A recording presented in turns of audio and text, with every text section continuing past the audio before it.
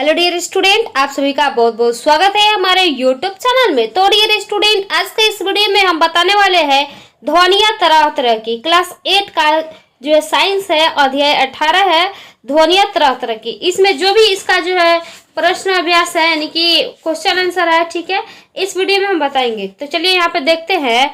पहले कह रहा है सही विकल्प को चुनिए। और में कह रहा है ध्वनि एक स्थान से दूसरी स्थान तक जाती है। ठोस माध्यम तथा निर्वात, द्रव माध्यम तथा गैस माध्यम, गैस माध्यम तथा द्रव्य माध्यम। तो इसका जो है ये नंबर जो है सही हो जाएगा। ठोस, द्रव तथा गैस माध्यम, तीनों में से कोई या तीनों, ठीक है। तो इसका भी यही हो जाएगा। चलिए हम आगे बढ़ते हैं। तो चलिए इसका जो है कर रहा है 100 में कर रहा है किसी कंपित वस्तु का अपनी माध्यम स्थिति से दोनों ओर अधिकतम दूरी तक का विस्थापन कहलाता है। आवृत्ति, आयाम, आवर्तकाल, तारत्व। तो ये जो है सही हो जाएगा, ठीक है। चलिए इसमें जो भरने वाला पूछ रहा है उचित शब्दों का रिक्त स्थानों में पूर्ति करें। कौन में करे ध्वनि किसी वस्तु के डैश डैश द्वारा उत्पन्न होती है। तो यहाँ पे कंपन लिखिएगा, ठीक है। प्रति सेकंड होने वाली दोलनों की संख्या को डैश डैश कहते हैं। तो क्या कहते हैं? आवृत्ति, ठीक है।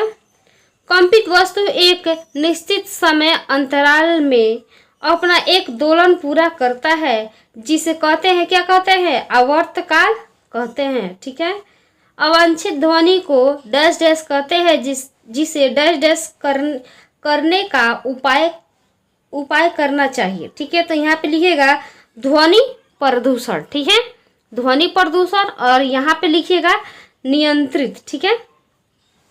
चलिए तीसरा में जो कह रहा है निम्न वाद्य यंत्रों से उस भाग को पहचान कर लिखिए जो ध्वनि उत्पन्न करने के लिए कंपित होता है। ढोलक, बांसुरी, सितार, ठीक है। तो चलिए यहाँ पे जिसमें जो है ढोलक जो है चमड़ा का बना होता है, ठीक है। यहाँ पे चमड़ा लिखिएगा। यहाँ पर छिद्र से हवा, ठीक है। और यहाँ पे तार लिखिएगा। एक दूसरे से टकराने पर, यानी कि झाल को एक दूसरे से टकराता है तब उसमें से जो है ध्वनि उत्पन्न होता है, ठीक है। एक तार का यहाँ पे लिखिएगा तार या धाग। चलिए यहाँ पे देखते हैं। चौथा में कह रहा है आपके माता पिता एक आवासीय मकान खरीदना चाहते हैं जिसमें आपको भी रहना है। एक मकान मुख्य सड़क के किनारे तथा दूसरा मकान सड़क से दूर एक बगीचे के पास है, जहां इसी सड़क से एक रास्ता जाती है। आप किस मकान को खरीदने का सुझाव देंगे? उत्तर दी इसका जो है उत्तर की व्याख्या करें, ठीक है। चलिए इसका जो है उत्तर लिख लीजिएगा। इसका उत्तर यहाँ पे देखिएगा।